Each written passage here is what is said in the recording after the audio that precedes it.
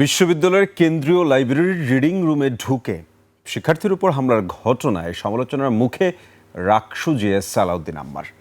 পুলিশের সোপর্দ করা আহত আনাস ও মাহমুদুলকে সন্ত্রাস দমন আইনে গ্রেফতার দেখিয়ে কারাগারে পাঠানো হয়েছে। ছাত্রদল নেতারা বলছেন তারা ছাত্রলীগের কেউ নন। প্রতিবাদে বুধবার ক্যাম্পাসে মানববন্ধন কর্মসূচি ঘোষণা করেছে ছাত্রদল। এদিকে ঘটনা তদন্তে 5 সদস্যের কমিটি গঠন করা হয়েছে। রাজশাহী বিভাগীয় প্রতিনিধি বদলুর হাসান লেটনের তথ্য ভিডিওতে আরও জানাচ্ছেন সমর ইসলাম। কেন্দ্রীয় লাইব্রেরির রিডিং রুমে 3 শিক্ষার্থীকে পেটাতে থাকেন রাকসু জিএস সালাউদ্দিন আম্মার ও শিবির নেতারা। হামলার পর প্রতিক্রিয়া জানিয়েছেন এভাবে।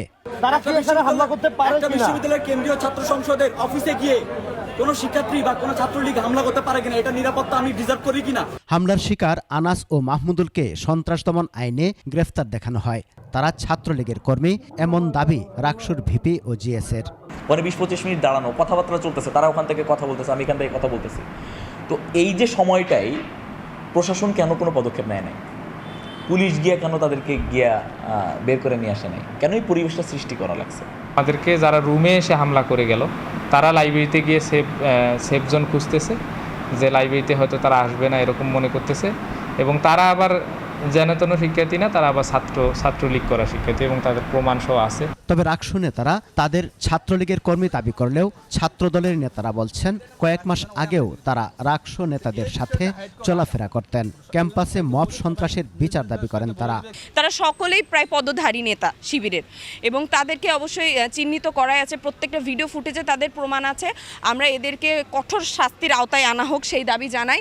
তাকে ছাত্রলীগ ট্যাগ দিচ্ছে, আসলে সে ছাত্রলীগ না। এই ছেলেকে নিয়েই 3 মাস আগে রাজশাহী বিশ্ববিদ্যালয়ের ছাত্রদলের বিরুদ্ধে সালাউদ্দিন আম্মার আর বর্তমান ভিপি জাহিদ, এই 2 জন মিলে একটি মানববন্ধনের আয়োজন করেছিল ছাত্রদলের বিরুদ্ধে। ঘটনা তদন্তে প্রাণ রসায়ন ও অনুপ্রাণ বিজ্ঞান বিভাগের অধ্যাপক মোহাম্মদ রেজাউল করিমকে আহ্বায়ক করে 5 সদস্যের কমিটি গঠন করেছে বিশ্ববিদ্যালয় প্রশাসন। কমিটিকে পূর্বাপর সব তথ্য উদ্ঘাটন, দায়ী ব্যক্তিদের বিরুদ্ধে প্রয়োজনীয় ব্যবস্থা গ্রহণের সুপারিশ এবং দ্রুত প্রতিবেদন জমা দিতে নির্দেশ দেওয়া হয়েছে।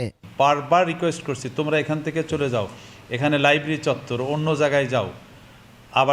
আবার রাকসু ভবনে মায়ের খেয়ে যারা আসছে তাদেরকেও আমি নিষেধ করছি, তোমরা এই এলাকা থেকে সরে যাও। কেউই কথা শোনে নাই। এগুলো প্রত্যেকটা সুষ্ঠু তদন্ত করে যারা দোষী হবে তাদেরকে আমরা বিচারের আওতায় আনবো এবং তাদের অবশ্যই পানিশমেন্টের সম্মুখীন হতে হবে। ক্যাম্পাসে কেউ যাতে আইন নিজের হাতে তুলে নিতে না পারে সে বিষয়ে প্রশাসন কঠোর অবস্থানে রয়েছে বলেও জানান উপাচার্য। ঘটনার পর থেকে ক্যাম্পাসে থমথমে পরিস্থিতি বিরাজ করছে। সমর ইসলাম, 21 টেলিভিশন।